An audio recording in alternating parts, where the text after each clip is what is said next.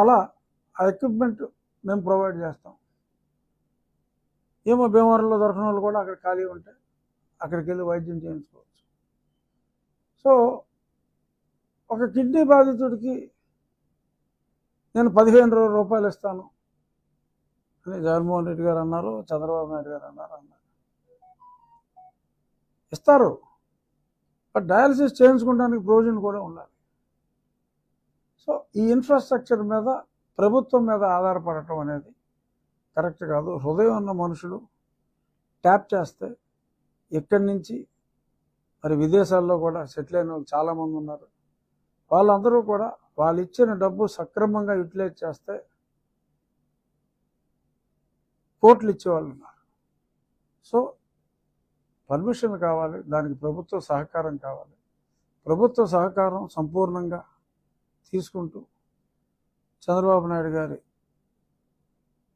ప్లానింగ్తో ముందుకెళ్తూ, వాళ్ళ విజన్తో ముందుకెళ్తూ, ప్రభుత్వ డబ్బుల మీద పూర్తిగా ఆధారపడకుండా అడ్మినిస్ట్రేషన్ మీద ఎక్కువగా ఆధారపడుతూ, డబ్బుల విషయం వచ్చేటప్పటికి లిమిటెడ్గా ఆధారపడుతూ, ప్రజల్ని మోటివేట్ చేసి, అంటే డబ్బున్న ప్రజల్ని మోటివేట్ చేసి, మరి నేను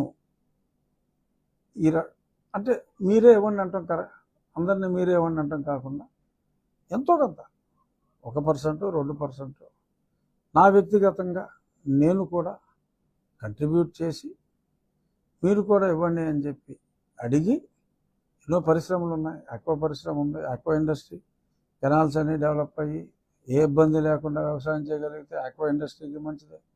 వాళ్ళని కూడా I will try to make a part of it. ఇలాగ అందరినీ కూడా ఎక్కడ అవినీతికి తావు లేకుండా ట్రాన్స్పరెంట్గా కలెక్టర్ గారి కంట్రోల్లో, ప్రభుత్వ అజమాయిషీలో అకౌంట్ ఓపెన్ చేసి దాని ద్వారా ప్రజలందరికీ సేవలు అందించి, ఏదైతే మేము చెప్పాం, ఇంకా కోపేర బ్రిడ్జ్ ఉంది, రీటెండర్ పిలుస్తున్నాం, వాళ్ళకి ప్రభుత్వం ఏదైనా అడ్వాన్స్ ఇవ్వటం ఆలస్యం అయితే కొంతమంది మళ్ళీ బిల్లు ఇచ్చినప్పుడు తీసుకునేలాగా ఇనిషియల్ స్టార్ట్ చేయడానికి అడ్వాన్స్ ఇవ్వడానికి కూడా కొంతమంది ముందుకు వచ్చారు. ఆ రకంగా ప్రగతి పదంలో మన నియోజకవర్గాన్ని ముందుకు తీసుకెళ్ళటానికి ఉండి నియోజకవర్గ ప్రజల సహకారంతో, కొంతమంది నా స్నేహితుల, నా వెల్ విషర్స్ల సహకారంతో, కలెక్టర్ గారి సంపూర్ణ సహకారంతో, చంద్రబాబు నాయుడు గారి ఆశీర్వాదాలతో ఈ ప్రయత్నానికి నేను నాంది పలకడం జరిగింది. బహుశా సాయంత్రానికి అకౌంట్ కూడా ఓపెన్ అవుతుంది. రేపు నేను అకౌంట్ డీటెయిల్స్ కూడా మళ్ళీ మీడియాతో షేర్ చేసుకుంటాను. ఆ డీటెయిల్స్ని కూడా, ఆ అకౌంట్ నెంబరు, ఆ డీటెయిల్స్ అన్నీ కూడా మీరు కూడా మీ మీడియా ద్వారా జనాలందరికీ చేరువ చేసి, ప్రగతి పదంలో మన నియోజకవర్గం ముందుకెళ్ళటంలో మీడియా పాత్ర కూడా డెఫినెట్గా, ప్రజల ఆర్థిక సహకారంతో పాటు మీడియా ఆర్థిక సహకారం కూడా ఎంతో అవసరం. మనందరం కలిసి ఉండి నియోజకవర్గాన్ని ఉండి ప్రజల సహకారంతోనే ముందుకి తీసుకెళ్దాం. ఇది నా ప్రణాళిక.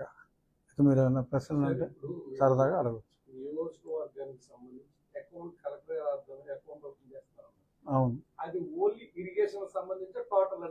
అంటే ప్రధానంగా ఇరిగేషను. ఇప్పుడు ఇరిగేషన్ పనులు అయిపోయినాయి, మనకి ఫండ్ ఉంది.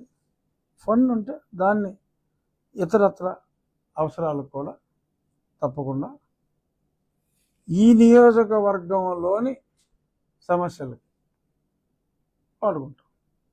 ప్రధానంగా ఇరిగేషన్ అండ్ వాటర్, మంచినీటికి కూడా drainage and irrigation, water system, water resources కనుకోండి, అది మంచినీళ్ళు అవ్వచ్చు, సాగునీరు అవ్వచ్చు. మళ్ళీ సాగునీరు తర్వాత మరి అది ట్రైన్లోకి వెళ్ళాలి కాబట్టి ఏదైనా నీటికి సంబంధించిన దానికి ప్రిడామినెంట్గా ఆ ఫండ్.